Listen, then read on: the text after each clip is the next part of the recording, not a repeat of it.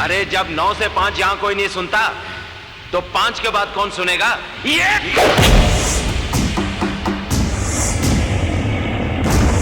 5 बजे के बाद देवा की अदालत शुरू होती है।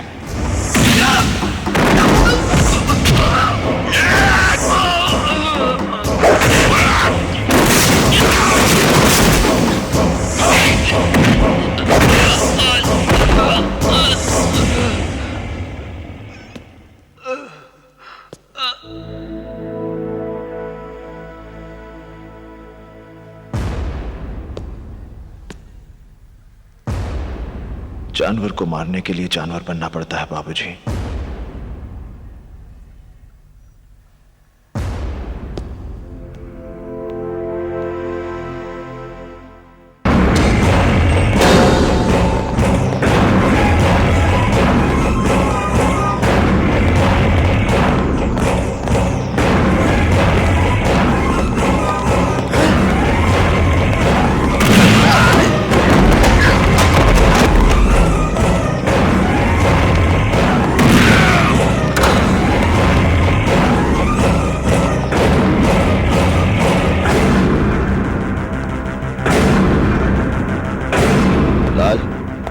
तेरे साथ बात करनी है।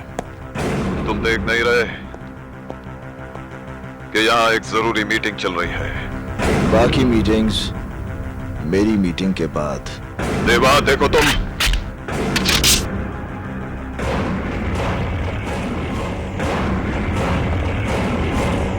मैं तुझे मारने नहीं आया लाल।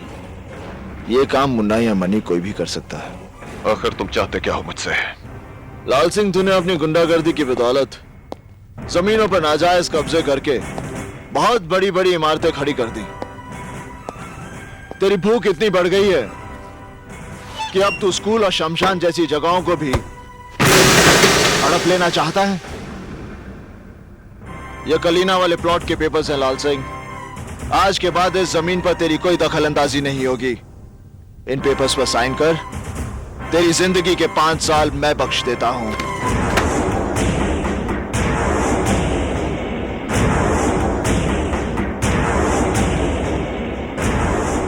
एक मामूली से प्लॉट के लिए 5 साल की जिंदगी घाटे का सौदा नहीं है लाल। ले साइन कर।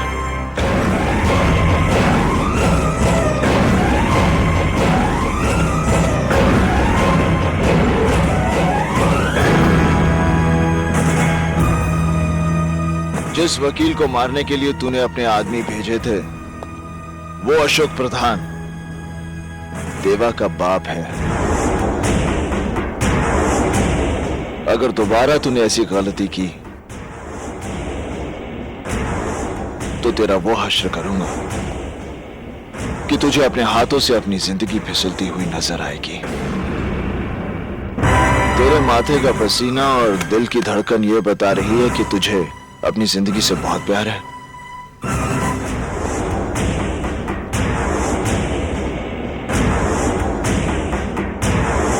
चिल्लाओ मत इंस्पेक्टर, ये देवा की अदालत है और मेरी अदालत में अपराधियों को ऊंचा बोलने की इजाजत नहीं। लेकिन मैंने किया क्या? तेरे गुनाहों का काला चिट्ठा मेरे पास है इंस्पेक्टर।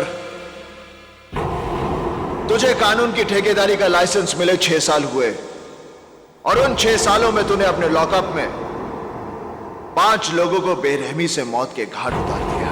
देखो देवा, मुझे यहां से जाने दो। नहीं कुलकर्णी, मैं तुझे यहां से जाने की इजाजत नहीं दे सकता।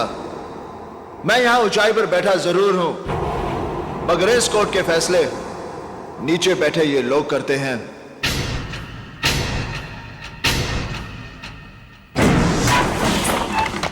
कुलकर्णी,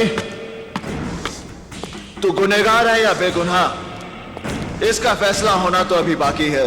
अपराधी अपराधी अपराधी अपराधी अपराधी अपराधी अपराधी अपराधी। नहीं देवा, मैंने कोई अपराध नहीं किया। मैंने किसी को नहीं मारा। अब अगर मैं किसी को रिमांड पर लेता हूं और वो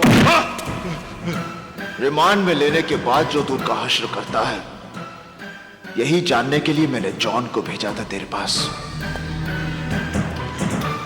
कुलकर्णी, तूने मेरे 2 आदमी मारे, उनकी मौत तो मैं तुझे बख्श भी सकता हूं, मगर जिन 3 बेगुनाह लोगों को तूने मारा है, उनका तो गुनाह की दुनिया से कोई वास्ता ही नहीं था।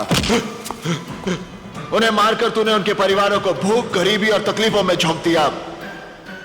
उनमें से एक अपने बूढ़े मां बाप का इकलौता सहारा था, और जिस मजदूर पर तूने गोलियां दागी, वो 12 लोगों का पेट भरता था, और अंसारी की विधवा की गोद में 3 महीने का बच्चा है। और ये सारे पाप तूने अपनी इस वर्दी पर एक और स्टार बढ़ाने के लिए किए हैं।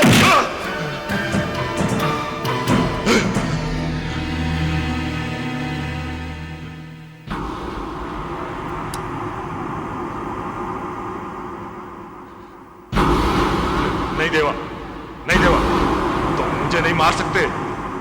तुम जानते हो हमारा डिपार्टमेंट। ये काम मैं उसी की भलाई के लिए कर रहा हूं। ये रिवॉल्वर सरकार ने तुझे बुराइयों को मिटाने के लिए दिया था। तूने इससे सिर्फ गुनाह किए हैं। नहीं देवा, ये रिवॉल्वर पहली बार कोई नेक काम करने जा रहा है।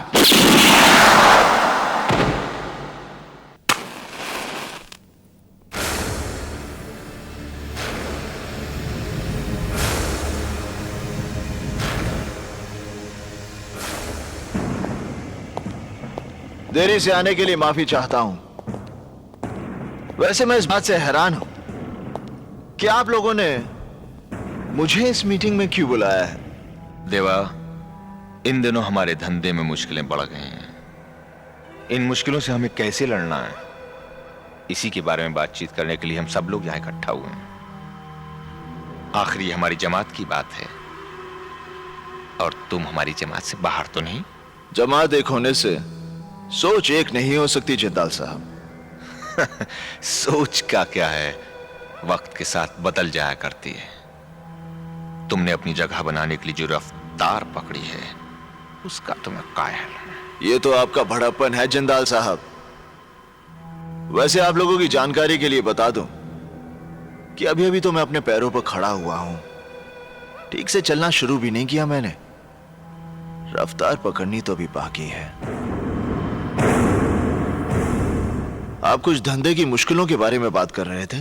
देवा, मेरा मतलब है हमें छोटे छोटे फायदों के लिए आपस में रंजिश का माहौल खड़ा नहीं करना चाहिए। हम ताकतवर तभी हैं जब तक हम एक हैं। अलगाव वो दरार है जो किसी भी इमारत की बुनियाद में समाकर उस इमारत को बर्बाद कर देती है। हमें अपनी इमारत में इस दरार के लिए कोई जगह नहीं छोड़नी। हमें पूरी ताकत के साथ मिलकर अपने दुश्मन से लड़ना है, और हमारा दुश्मन है कानून। तुम्हें मालूम है देवा कि हमारे नए सीएम बहुत ही ईमानदार हैं। उन्होंने इस शहर से क्राइम को पूरी तरह खत्म करने का बीड़ा उठाया है, और इस ऑपरेशन का इंचार्ज उन्होंने बनाया है एसीपी इंदर सक्सेना को। सक्सेना के पिछले रिकॉर्ड के बारे में हमने पता किया है। यह आदमी हम जैसों के लिए कुछ ठीक नहीं है।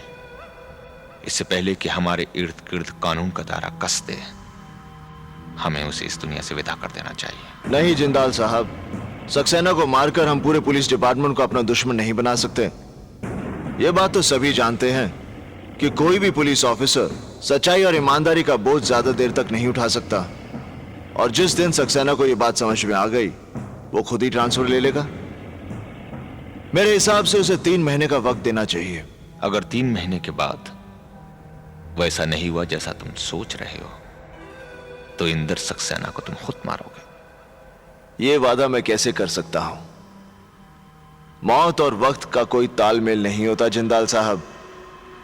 3 महीने बाद मैं उसे मारूंगा, और यह देखने के लिए आप जिंदा रहेंगे, इस बात की गारंटी कौन दे सकता है?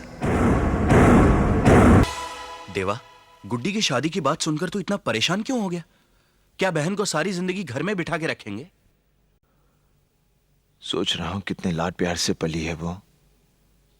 उसकी जिद और खुशी के लिए हम कुछ भी करते थे, और अब वो एक नए घर में नए लोगों के बीच गुड्डी किसी नए घर में नहीं जा रही है देवा। हमने उसके लिए जो लड़का चुना है वो भी उसे उतना ही जानता है जितना उसे हम जानते हैं। और फिर अगर उसने हमारी बहन को जरा सा भी परेशान किया ना तो हम दोनों मिलकर उसकी टांग तोड़ सकते हैं। कौन है वो? एसीपी इंदर सक्सेना। देख देवा, घर के बाकी सब लोग मेरा इंटरव्यू ले चुके हैं और मुझे पास भी कर चुके हैं। वैसे अगर तू कहता है तो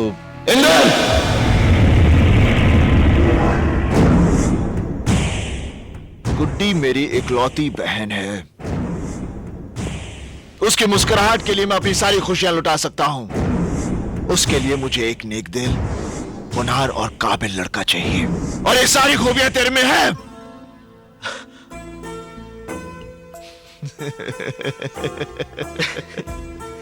तेरा ये खुशी इजहार करने का तरीका भी अच्छा है।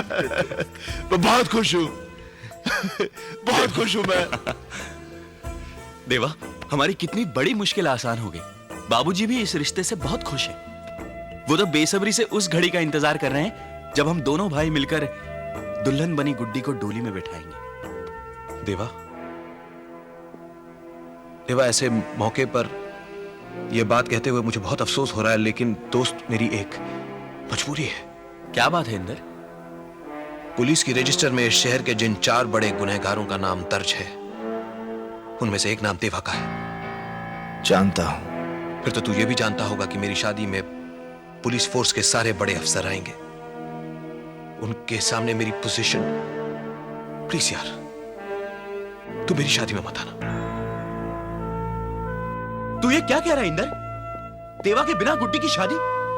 तू जानता है ये कितना प्यार करता है आकाश,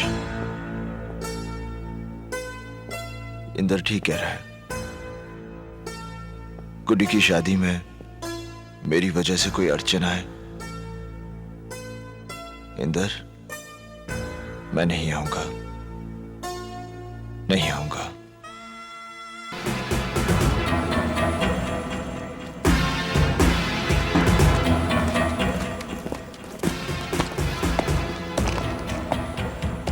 माँ?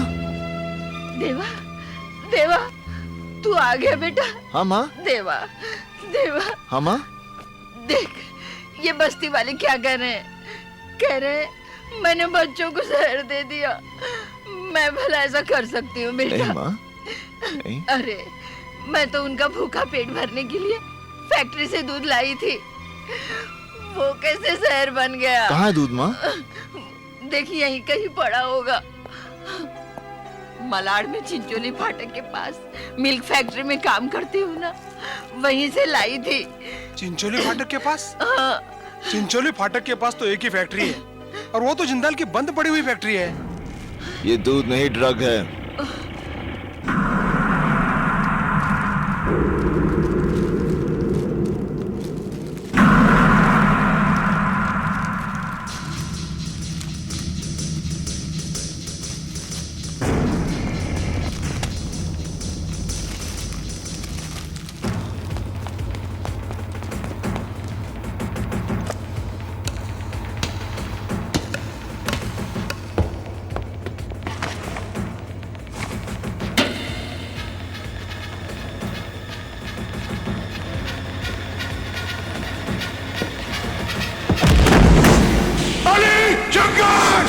बुलाओ ने, वो आएंगे जरूर, लेकिन तुझे कंधा देने।